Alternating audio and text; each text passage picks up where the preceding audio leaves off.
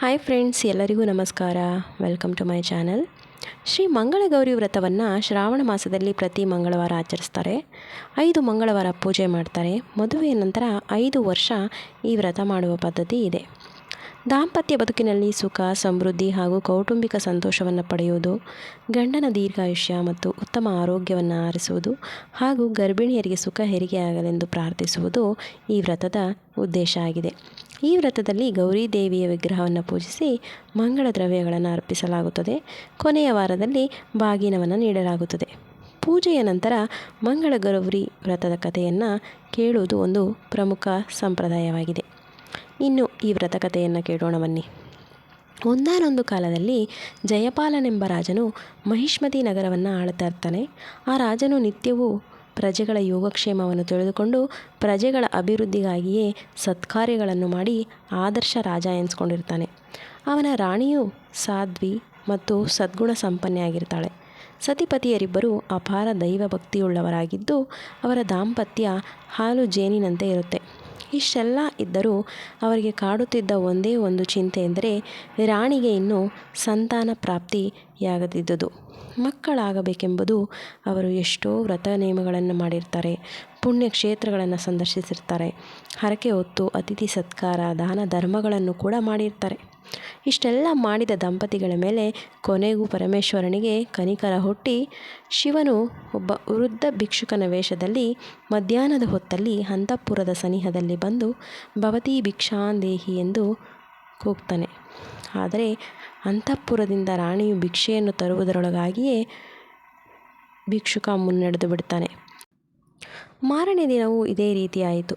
ಭಿಕ್ಷೆಯನ್ನು ಸ್ವೀಕರಿಸದೆಯೇ ಭಿಕ್ಷುಕನು ತೆರಳಿದ್ದನ್ನು ಗಮನಿಸಿದ ರಾಣಿ ತುಂಬ ದುಃಖಿತಳಾಗಿ ರಾಜನಲ್ಲಿ ಅದನ್ನು ತೋಡಿಕೊಂಡಳು.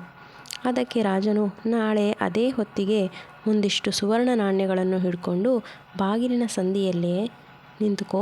ಭಿಕ್ಷುಕನು ಬರುತ್ತಲೇ ನಾಣ್ಯಗಳನ್ನು ಅವನ ಜೋಳಿಗೆಗೆ ಹಾಕಿಬಿಡು ಎಂದು ಸಲಹೆ ಕೊಡ್ತಾನೆ. ಮಾರನೇ ದಿನ ರಾಣಿ ಹಾಗೆಯೇ ಮಾಡಿದಳು. ಭಿಕ್ಷುಕ ಬಂದು ಭವತಿ ಭಿಕ್ಷಾಂದೇಹಿ ಎನ್ನುವಷ್ಟರಲ್ಲೇ ಅವಳು ಮೊರದ ತುಂಬ ನಾಣ್ಯಗಳನ್ನು ಇನ್ನೇನು ಭಿಕ್ಷುಕನ ಜೋಳಿಗೆ ಹಾಕುವುದರಲ್ಲಿದ್ದಾಗಲೇ ಭಿಕ್ಷುಕನು ತಡೆದು, ಮಕ್ಕಳಿಲ್ಲದ ಹೆಂಗಸು ಕೊಟ್ಟ ಭಿಕ್ಷೆಯನ್ನು ನಾನು ಸ್ವೀಕರಿಸುವುದಿಲ್ಲ ಎಂಬ ಕಠೋರ ಮಾತುಗಳನ್ನಾಡಿಬಿಡ್ತಾನೆ.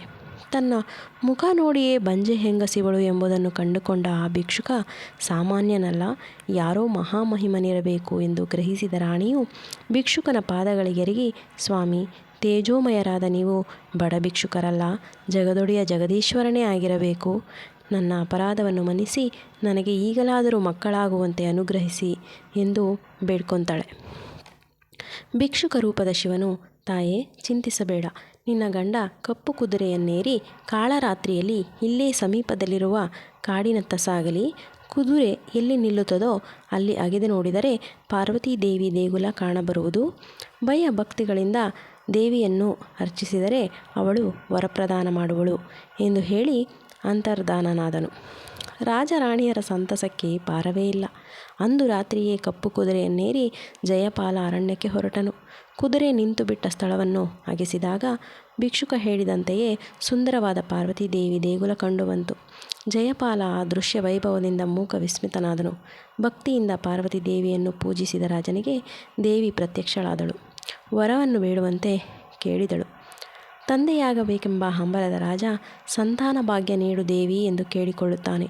ಆಗ ದೇವಿಯು, ಎಲೈ ಜಯಪಾಲನೇ, ಮಕ್ಕಳಿಂದುಂಟಾಗುವ ಸಂತೋಷ ಸುಖವೂ ನಿನಗಿಲ್ಲವು. ಆದರೂ ವೈದವ್ಯ ಭರಿಸುವ ಪುತ್ರಿಯನ್ನಾಗಲಿ, ಅಲ್ಪಾಯುಷಿಯಾದ ಸುಂದರವಾದ ಪುತ್ರನನ್ನಾಗಲಿ, ಇಲ್ಲವೇ ದೀರ್ಘಾಯುಷಿಯಾದ ಕುರುಡ ಪುತ್ರನನ್ನಾಗಲಿ ಅಪೇಕ್ಷಿಸಿದರೆ ಕರುಣಿಸುವೆನು ಎಂದಾಗ ಜಯಪಾಲನು, ನನಗೆ ಅಲ್ಪಾಯುಷಿಯಾದ ಸುಂದರವಾದ ಪುತ್ರನನ್ನೇ ಕರುಣಿಸು ಎಂದು ಕೇಳಿಕೊಳ್ಳುತ್ತಾನೆ. ದೇವಿ, ತಥಾಸ್ತು. ಈ ದೇವಾಲಯದ ಹಿಂಬದಿಯಲ್ಲಿ ಒಂದು ಮಾವಿನ ಮರವಿದೆ. ಅದರ ಹಣ್ಣನ್ನು ಕೊಯ್ದು ನಿನ್ನ ರಾಣಿಗೆ ತಿನ್ನಲು ಕೊಡು. ಅವಳಿಗೆ ಪುತ್ರಭಾಗ್ಯ ಪ್ರಾಪ್ತಿಯಾಗುತ್ತದೆ ಎಂದು ಆಶೀರ್ವಾದಿಸಿ ಮಾಯವಾದಳು. ಒಡನೆಯೇ ದೇಗುಲದ ಹಿಂಭಾಗಕ್ಕೆ ಧಾವಿಸಿದ ರಾಜ ಅಲ್ಲಿ ಮರದ ತುಂಬ ಪಕ್ವವಾದ ಮಾವಿನ ಹಣ್ಣುಗಳನ್ನು ಕಂಡು ಹಣ್ಣುಗಳನ್ನು ಕೊಯ್ದು ತಾನೂ ತಿಂದು ಚೀಲದಲ್ಲಿ ಒಂದಿಷ್ಟನ್ನು ಮಡದಿಗೆ ಕೊಂಡೊಯ್ದನು.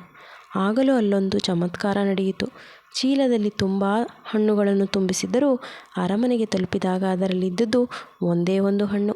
ಅಷ್ಟಾದರೂ ಇದೆಯಲ್ಲ, ಅದೇ ಭಾಗ್ಯ ಎಂದುಕೊಂಡು ಅದನ್ನು ರಾಣಿಗೆ ಕೊಟ್ಟನು. ದೇವಿ ಪ್ರಸಾದವೆಂದು ರಾಣಿ ಅದನ್ನು ಸೇವಿಸಿದಳು. ದೇವಿಯ ಆಶೀರ್ವಾದ ಸುಳ್ಳಾಗಲಿಲ್ಲ. ರಾಣಿ ಗರ್ಭವತಿಯಾದಳು. 9 ಮಾಸಗಳ ನಂತರ ಅಂದವಾದ ಗಂಡು ಮಗು ಹುಟ್ಟಿತು.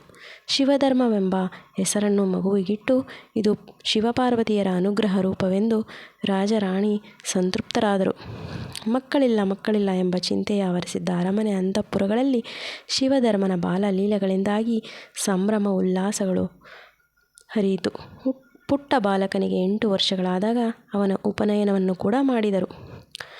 ಅಲ್ಪಾಯುಷಿಯಾದ ಮಗನನ್ನು ದೇವಿ ಅನುಗ್ರಹಿಸಿದ್ದ ಕಾರಣ ರಾಣಿಯ ಕನಸಲ್ಲಿ ಒಂದು ದಿನ ಅಜ್ಞಾತ ವ್ಯಕ್ತಿಯೊಬ್ಬ ಕಾಣಿಸಿಕೊಂಡು, ನಿನ್ನ ಕುಮಾರನ ಆಯುಷ್ಯ ಇನ್ನೇನು ಮುಗಿಯುತ್ತಾ ಬಂತು, ಇನ್ನು 1 ವರ್ಷ ಮಾತ್ರ ಅವನು ಬದುಕಬಹುದು ಎಂದು ಹೇಳಿದಂತೆ ಭಾಸವಾಯಿತು. ಮತ್ತೆ ದಿಗಿಲುಗೊಂಡ ರಾಣಿ, ಇದೇನಪ್ಪ ಘೋರ ಅನ್ಯಾಯ ಎಂದು ಹಲುಬಿದಳು. ಮಗನನ್ನು ಅಪ್ಪಿಕೊಂಡು ಮಮ್ಮಲ ಮರುಗಿದಳು.